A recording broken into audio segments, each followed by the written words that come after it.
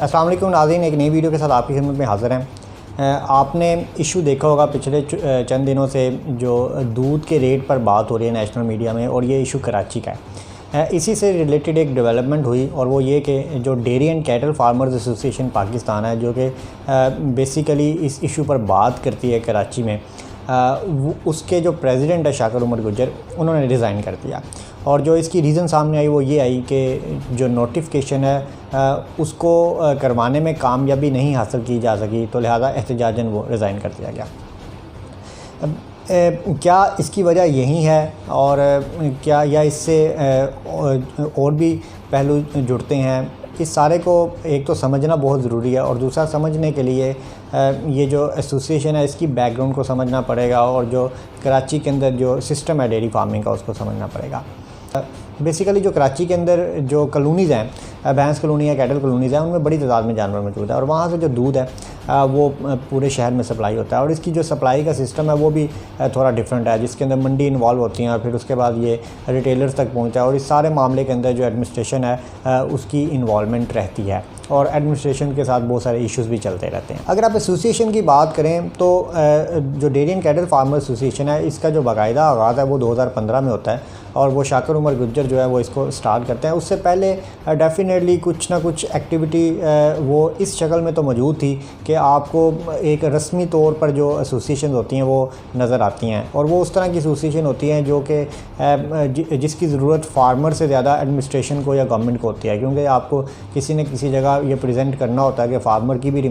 जो नुमाइंदगी है वो एग्जिस्ट करती है, तो उसके लिए इस तरह की एसोसिएशन इस्तेमाल होती हैं। लेकिन चूँकि हकीकत में ऐसी एसोसिएशंस वो फार्मर्स की जो रियल सेंस में वो रिप्रेजेंटेटिव नहीं होती, तो लिहाजा फिर इश्यूज़ पर भी उस तरह से बात नहीं होती, और ना ही कभी कोई आपको पॉजिटिव चीज़ नज़र आती है, और वो फिर एक आप समझ लें एक अजीब अंदाज से वो सारा सिस्टम चल रहा होता है। जो dairy and cattle farmer association है, जब ये सामने आती है तो ये डेफिनेटली जो कराची के फार्मर्स हैं उनके इश्यूज़ को भी हाईलाइट करती है, और बड़े इफ़ेक्टिव वे में हाईलाइट करती है। इस कदर वो इफ़ेक्टिव होता है कि जब कभी भी कराची के अंदर dairy and cattle farmer association को बात करती है तो वो जो इशू है वो एक नेशनल इशू बन जाता है, और उसको नेशनल मीडिया कवरेज देता है। इसके साथ साथ जो एसोसिएशन है उसने पाकिस्तान भर में अपने आप को फैलाया, अपना नेटवर्क स्ट्रॉन्ग किया, जो पाकिस्तान के डिफरेंट रिलेटेड इदारे हैं उनके साथ ताल्लुकात कायम किए, उनको मुख्तलिफ खतूत लिखे। फिर इसके साथ साथ जो बाकी प्रोविंसेस हैं उनमें जो एसोसिएशन के जो नेटवर्क्स हैं उनको स्ट्रॉन्ग किया, वहाँ अपने रिप्रेजेंटेटिव वो बनाए, जो ऑलरेडी वहाँ पर एसोसिएशंस काम कर रही थी उनके साथ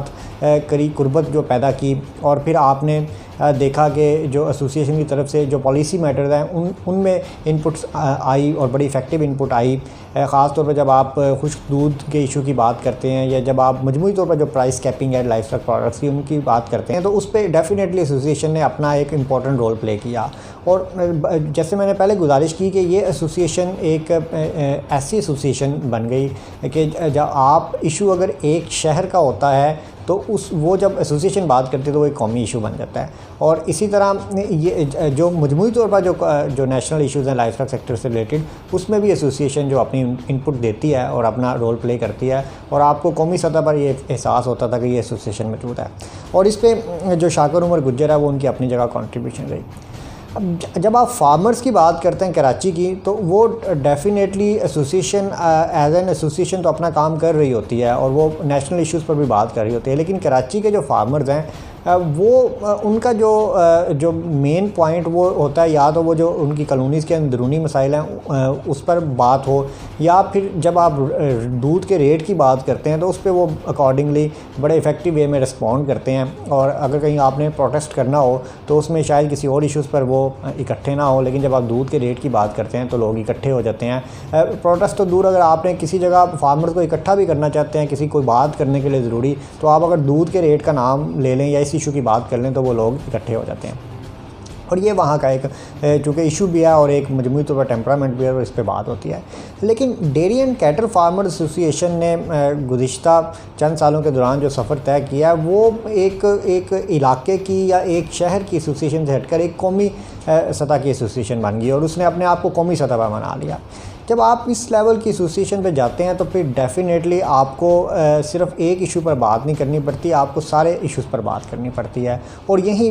DCFA पाकिस्तान ने किया और इसी वजह से DCFA पाकिस्तान को पाकिस्तान में भी सराहा जाता है। और बड़ी इंटरेस्टिंगली जो इंटरनेशनल ऑर्गेनाइजेशंस हैं उनमें भी जो लाइफस्टॉक सेक्टर से रिलेटेड है और जिनका इंटरेस्ट पाकिस्तान में है वो भी एसोसिएशन को एक्नॉलेज भी करते हैं और इस एसोसिएशन की जो रिप्रेजेंटेशन है वो डिफरेंट प्लेटफॉर्म पर वो होती है। लेकिन ये जो कराची के दूध का इशू है इस पे तो वो ये एक बेसिक एजेंडा है एसोसिएशन का और इस पर बात भी होती है और इस पर जो वो प्रोटेस्ट भी किया जाता है और कई दफ़ा जो एसोसिएशन का एडमिनिस्ट्रेशन के साथ फड्डा भी हो जाता है। लेकिन इस सारे मामले के अंदर जो देखना ये चाहिए कि इसमें आप सारे मैटर को डील किस तरह करते हैं और एसोसिएशन पर ख़ास तौर पर शाकर उमर पर प्रेशर किस तरह का आता है। अब होता क्या है, होता ये है कि जब आप एसोसिएशन है तो एसोसिएशन का काम इंतज़ामिया से उस लेवल तक लड़ना नहीं होता और ना ही एसोसिएशन के पास कोई ऐसी पावर होती है कि वो कोई फ़ैसला करे और वो इम्प्लीमेंट हो जाए। फ़ैसला कोई भी आपका जो करना होता है वो ब्यूरोक्रेसी ने करना होता है, एडमिनिस्ट्रेशन ने करना होता है। और ये सिर्फ DCFA पाकिस्तान तक महदूद नहीं, आप कौमी सतह के मामला भी देख लें, नेशनल पॉलिटिक्स में भी देख लें कि कई जगह आप देखते हैं कि जो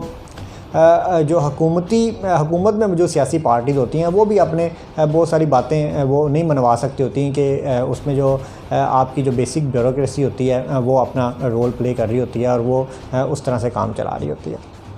तो एसोसिएशन का काम ये होता है कि वो इश्यूज़ को हाईलाइट करे, बड़े इफ़ेक्टिव वे में हाईलाइट करे और उसको इंतज़ामिया तक पहुंचाए। आप प्रोटेस्ट भी करते हैं तो एक लेवल तक आप प्रोटेस्ट करते हैं और आप पॉइंट ऑफ नो रिटर्न पे नहीं जाते। आप किसी ऐसी जगह पे नहीं चले जाते कि जहाँ पे आप फिर टकराने की सूरत में आ रहे हैं या आप टूटने की सूरत में आ रहे हैं, क्योंकि एडमिनिस्ट्रेशन से स्ट्रॉन्ग तो कोई भी नहीं होता। और डेफिनेटली आप रियासत को चैलेंज भी नहीं कर सकते, कानून को भी चैलेंज नहीं कर सकते। आपको जो रियासत की रिट को अगर आप चैलेंज करेंगे तो फिर डेफिनेटली रियासत जो है वो अकॉर्डिंगली रिएक्ट करेगी और वो करना भी चाहिए। तो जो एसोसिएशन है DCFA पाकिस्तान वो किस तरह से दूध के इशू को हाईलाइट कर सकती है कि वो इस पे प्रोटेस्ट कर सकती है एक पीसफुल वे में, वो इसको हाईलाइट कर सकती है, इस पे लोगों को खतूत लिख सकती है, इस पे एक जो मुख्तलिफ इन्फ्लुएंसिंग पर्सनैलिटीज़ हैं उन तक अपना पैगाम पहुंचा सकती है, इस पे जो कॉस्ट ऑफ प्रोडक्शन है उसको वो कैलकुलेट करके वो आगे प्रेजेंट कर सकती है और डिफरेंट स्टेक होल्डर्स को मशावरत के दायरे में ला सकती है, इस पे को कमेटीज़ कॉन्स्टिट्यूट करवा सकती है और ये एसोसिएशन को करना चाहिए। लेकिन अगर आप ये एक्सपेक्ट करें कि एसोसिएशन एक बात करे, एक रेट अनाउंस करे और फिर उसके बाद उस पर डट जाए और उसके बाद जो वो आप कहें कि इंतज़ामिया के साथ जो वो इस तरह की टक्कर ले ली जाए कि वो आप पॉइंट ऑफ नो रिटर्न पे पहुंच जाए, तो वो किसी के भी इख्तियार में नहीं होता। और ऐसी सूरत हाल में होता सिर्फ ये है कि जो फ्रंट लाइन पे 1-2 लोग 4-5 लोग वो बात कर रहे होते हैं, वो तो जब आप लड़ाई के लेवल पर जाते हैं या इस लेवल पर जाते हैं तो वो उनका और इंतज़ामिया का एक पर्सनल इशू बन जाता है और वो फिर उन लोगों को पर्सनली विक्टिमाइज़ करते हैं। और इस सारी सूरत हाल में जो बैक एंड पे लोग वो इस बात पे इंसिस्ट कर रहे होते हैं कि आप इस लेवल तक जाएं, वो सब गायब हो जाते हैं। तो इस तरह से आप ना तो इंतज़ामिया से कोई बात मनवा सकते हैं और ना ही इस लेवल तक जाना चाहिए। अच्छा, इंतज़ामिया से आप करवा क्या सकते हैं? जब भी आप किसी इशू पे हाईलाइट करते हैं, कोई इशू हाईलाइट करते हैं या एसोसिएशन किसी पॉइंट पे बात करती है तो आप डेफिनेटली आपकी अपनी एक डिमांड होती है, आप वो प्रेजेंट करते हैं, लेकिन वो कभी भी वो उस तरह से पूरी नहीं होती है। उस पर फिर आप क्या करते हैं? आप इंतज़ामिया के साथ बैठते हैं, आप उस पर निगोशिएट करते हैं, कुछ बातें इंतज़ामिया की मानते हैं, कुछ अपनी मनवाते हैं, कुछ पे आप कोई लचक पैदा करते हैं और फिर आप कोशिश करते हैं कि किसी एक म्यूचुअल पॉइंट पे कुछ डिसीजन हो सके और फिर आप कोई ऐसे फ़ैसले पे आ जाएं जो जिसमें थोड़ी लचक आपकी तरफ से आ जाए, थोड़ी एडमिनिस्ट्रेशन की तरफ से आ जाए और इस पे डेफिनेटली मुख्तलिफ जो वो टैक्टिक्स हैं वो यूज़ किए जाते हैं। और इसी तरह इंतज़ामिया भी इसी तरह से इंगेज करती है मुख्तलिफ एसोसिएशन को। लेकिन अगर आप ये कहें कि जी आप एक शख्स को पॉइंट आउट करते रहें, पिंच करते रहें कि जी आप इसी पॉइंट पे रहें और आप डटे रहें और आप पॉइंट ऑफ नो रिटर्न पे जाएं, तो वो एक कौमी सतह की एसोसिएशन के लिए मुमकिन नहीं है, क्योंकि आपने मीडिया को भी जवाब देना होता है, आपने जो सिविल सोसाइटी है उसको भी जवाब देना होता है, आपने कंज्यूमर राइट्स की जो एसोसिएशन है उनको भी जवाब देना होता है और आपने इस अंदाज से अपना वो केस पेश करना होता है कि आपको कहीं ये ना लगे कि आप जो पब्लिक के ख़िलाफ़ जा रहे हैं। जब आप दूध के रेट को बढ़ाने की बात करते हैं तो डेफ़िनेटली वो चूँकि महंगाई में इजाफा है और उस पर आपको कोई भी वो अच्छे लफ्ज़ों से याद नहीं करता, इवन कि मीडिया भी अगेंस्ट हो जाता है। इसमें आपको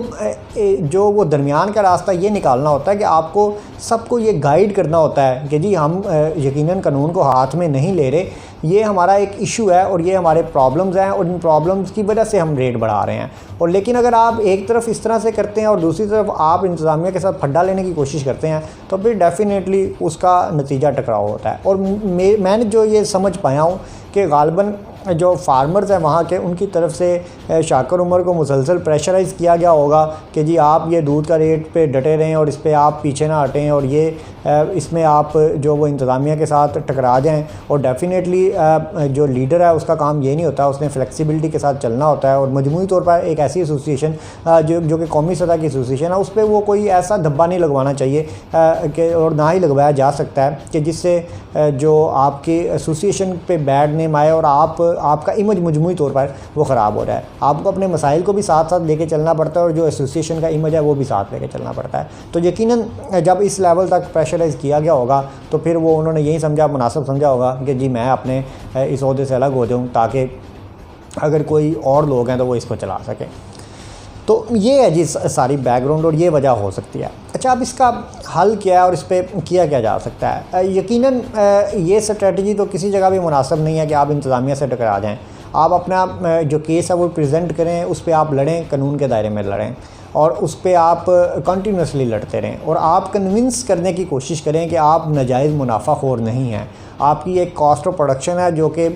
जो ओवरऑल इन्फ्लेशन है उसकी वजह से वो बढ़ी है और आप उस पर डिमांड करें और उस पर डेफ़िनेटली आप ये ऐसा तासुर ना दें कि आप पब्लिक के अगेंस्ट हैं या आप कंज्यूमर के अगेंस्ट हैं। आपको जो आपके जो बात करने का अंदाज़ है और जो आपको केस प्रेजेंट करने का अंदाज़ है वो ऐसा होना चाहिए कि आप जो सबको साथ लेकर चलना चाह रहे हैं। और दूसरा जो डेयरी फार्मर्स हैं उनको भी इस चीज़ को अंडरस्टैंड करना चाहिए कि ये सिर्फ एक पॉइंट पे आप फिक्स नहीं रह सकते और ज़बरदस्ती आप इंतज़ामिया से कोई बात नहीं करवा सकेंगे। अगर आप कानून की रेट को चैलेंज करेंगे, स्टेट की रेट को चैलेंज करेंगे, अकॉर्डिंगली जवाब मिलेगा और वो मिलता भी है। तीसरी बात ये कि इस पर वो डेफिनेटली चूँकि ये एसोसिएशन के वो फाउंडर हैं और जो ये जिस तरह से भी उनके एसोसिएशन का इंतज़ाम चलता है उसमें जो जो रोल वो प्ले किया जाता है शाकर उमर की तरफ से, और अगर वो